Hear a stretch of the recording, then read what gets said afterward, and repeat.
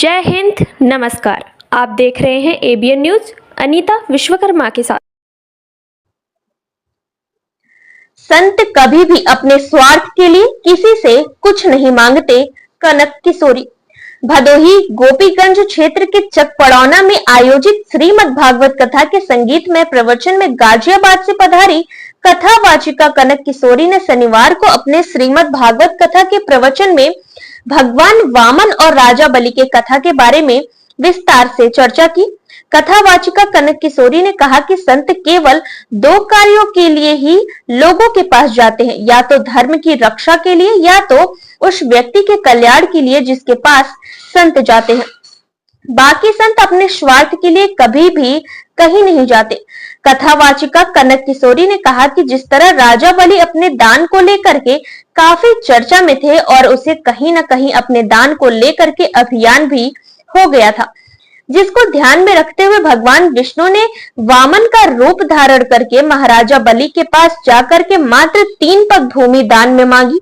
जब भगवान ने राजा बलि से मात्र 3 पग भूमि मांगी तो राजा बलि ने कहा कि आपको मांगने भी नहीं आता है, लेकिन वामन भगवान ने मात्र 2 ही पग में पूरे संसार को नाप लिया और तीसरा पैर रखने की जगह ना मिली। तब तीसरा पग राजा बलि के सिर पर भगवान वामन ने रखा और राजा बलि को यह एहसास हुआ कि वास्तव में उनका जो गर्व था वह भगवान के आगे कितना कम है। राजा बलि ने भगवान की इस कृपा पर बहुत ही अभिभूत होकर के भगवान को बारंबार प्रणाम किया। प्रवचन में कथावाचिका कनक किशोरी ने श्रीमद् भागवत कथा के महात्म्य के बारे में विस्तार से बताया। प्रवचन में विजय कुमार मिश्र, नागेश मिश्र, लल्लन मिश्र, ओम प्रकाश यादव समेत क्षेत्र के भारी संख्या में लोग मौजूद रहे। आइए रुक करते हैं भदोही की ओर, देखते हैं राष्ट्र के बाद राजेश तिवारी के साथ। हे राजन, आपकी प्रशंसा तीनों लोकों में व्याप्त है। राजा बलि, हे विलोचन कुमार, भगवान श्री जगदीश्वर के अनन्य भक्त महाराज प्रहलाद जी, जो आज भी सुतल लोक में निवास करते हैं और ऐसे परात्पर जगत पिता भगवान जगदीश्वर आपके ही दादा गुरु से मिलने के लिए साक्षात भगवान श्री हरि को दर्शन का अवतार लेना पड़ा। अरे आपकी कितनी प्रशंसा किया जाए इतना ही कम है। राजा बलि ने पूछा कि ब्राह्मण जजमानों की प्रशंसा कौन करता है? बोले जब उसे धन की इच्छा होती।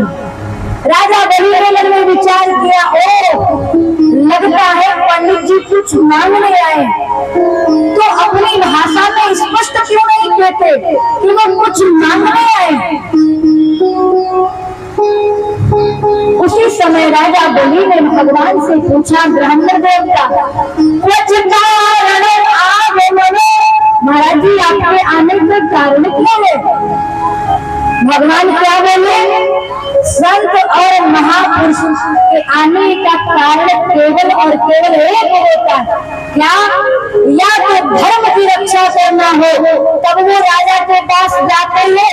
जब परमात्मा की पूजा सेवा अर्चना करनी हो, तब जजमान से धन लेने के लिए वे जजमान के घर में जाते हैं। संतों के घर, ब्राह्मणों का जजमान के घर जाने का केवल और केवल 2 ही कारण हो सकता है। राजन, क्या हुआ? मुझे पीने ही लग रही है। क्यों पीने लग चाहिए? मैं संजय